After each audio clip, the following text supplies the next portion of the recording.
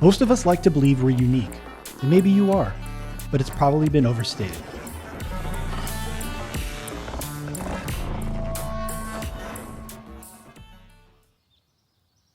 There's probably some evolutionary backstory to this belief that we culturally ratchet up or down. The environmental change we're experiencing now is regrettable and certainly unnecessary.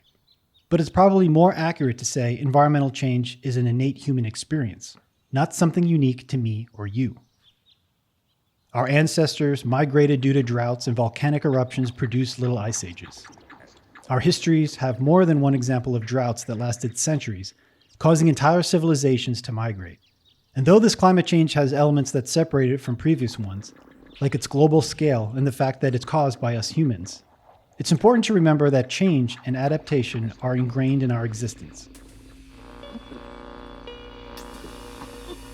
And we've discovered that climate change has been a major player in the past, a significant one, in ways that we didn't really realize before. On the archaeological side, it's only since the advent of the new paleoclimatology that it has become more center stage. And today, given the very high resolution information, a great deal more is being done in archaeology, studying such events as the collapse of Assyrian civilization, the difficulties with ancient Egyptian agriculture, and of course, the ancient Maya collapse. And all this put together is really beginning to give us a far more nuanced view of how climate change affected human past. As long as today's problems are framed as unique, we'll likely be arguing, promoting, and competing to provide a right answer. If you like pop culture movies, the idea of the multiverse is becoming very popular. Spider-Man Into the Spider-Verse, Doctor Strange in the Multiverse of Madness, or Everything Everywhere All at Once. Cynically, I assume this is just a clever device to maximize movie spin-offs, but I can't help to assume it also resides somewhere in our larger zeitgeist.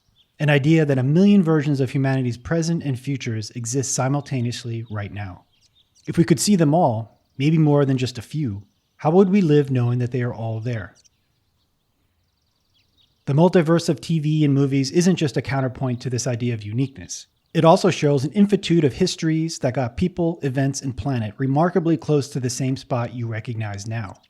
Familiar, but different. What lies ahead for us will also be familiar, but ultimately different.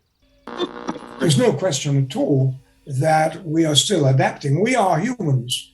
We have the ability to cooperate and plan and innovate, but the nature of the innovation has changed dramatically. But what has not changed is the fact that we have to adapt to the environment. This doesn't downplay the importance of decision-making. Some choices made will be better for Earth and humanity than others. But the belief in uniqueness of our situation sets up the future as somehow answerable, a right one and a wrong one. When instead it's probably best to think of our future as having a rather wide spectrum of suitable outcomes. As a counterbalance to this call for the scientific, technological, or political answers is a practice of radical imagination. Less a technique or pursuit for solutions and more of a state of existence. A counterpoint to grand plans.